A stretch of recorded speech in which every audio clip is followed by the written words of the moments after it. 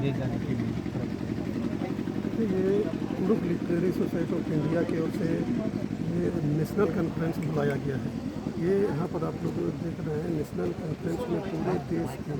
हमारे जो कुडुख भाषा बोलने वाले उरांव जाति के लोग यहाँ पर एकत्रित हैं और उसी का कॉन्फ्रेंस हो रहा है। इस कॉन्फ्रेंस में हम लोग अपनी भाषा, जो कुडुख भाषा है उरांव जनजाति की, ये भाषा कैसे विकसित होगी, कैसे इसका फैलाव होगा, कैसे समृद्ध होगी यह भाषा, इसके लिए इस मीटिंग में हम लोग एक योजना बना रहे हैं, प्लानिंग कर रहे हैं और इस पर हम लोग कैसे काम करेंगे, इसको आगे बढ़ाने के लिए, भाषा को समृद्ध करने के लिए। कुडुख भाषा में उपन्यास, साहित्य, नाटक, कविता, जितनी निबंध, जितनी विधाएँ हैं लिखने के लिए, उन सभी विधाओं में हम लोग साहित्य का निर्माण कैसे करेंगे और कितने लोग साहित्य का निर्माण कर रहे हैं, उनको कैसे हम लोग सम्मानित करेंगे, कर पाएंगे,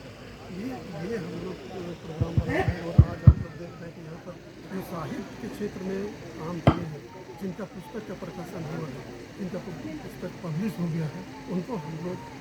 सम्मान दे रहे हैं, उनको हम लोग इज्जत और मान दे रहे हैं। तो ये पूरे देश के लोग आए हैं, किसी भी स्टेट के लोग आगे आ सकते हैं, जो लोग काम किए हैं वो सारे लोगों को हम लोग सम्मानित करते हैं। अभी आप देखें कि कुडुख भाषा में रांची यूनिवर्सिटी से PhD की एक लड़की निशा नीलम को, उसको हम लोग यहाँ पर सम्मानित किए और कुडुख भाषा के ओनर और मैंने के लाइफ टाइम अचीवमेंट हम लोग डॉक्टर उषा रानी नील, जो हमारे सोसाइटी ऑफ इंडिया उसके प्रेसिडेंट हैं, नेशनल प्रेसिडेंट, उनको भी हम लोग इस साल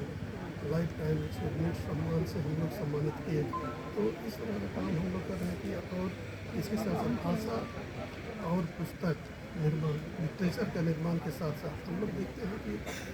हमारे लोग तो कल्चर के मामले में, कल्चर के क्षेत्र में हमारा जो रिलीजियस मैटर है या हमारा कल्चरल मैटर है, उस पर भी हम लोग अपना कल्चरल जो भी हमारा है संस्कृति अपने समाज में, उसको कैसे हम लोग अक्षुण्ण रख पाएंगे, बरकरार कैसे रख पाएंगे और उसको फिर से हम लोग कैसे समृद्ध कर पाएंगे, उस पर भी चिंतन करते हैं हम लोग। आर्थिक मामले में, एजुकेशन के मामले में कि हमारा आदमी कैसे अधिक से, और एजुकेशन के साथ साथ जो देश की जो मुख्य धारा की बात की जाती है, देश में विकसित समाज की बात की जाती है, उसके बराबरी में हमारा समाज का आदमी कैसे खड़ा हो पाएगा, उस लाइन में कैसे उस आकर के खड़ा होगा उसके बराबरी में। तो पूरे देश में आज जो हमको माना जाता है कि हम जनजाति हैं, जनजाति के अर्थ कि हम थोड़ा समाज से, मुख्य धारा से हम पिछड़े हुए हैं, तो हम लोग चाहते हैं कि मुख्य धारा से भी आगे चले जाएं हम लोग और अपना देश से भी बाहर अपना पहचान हम लोग कैसे कायम करेंगे, कैसे बनाएंगे, इन तमाम मुद्दों के बारे में हम लोग यहाँ पर चर्चा कर रहे हैं, मीटिंग कर रहे हैं। असम में क्या कर रहे हैं सब कुछ?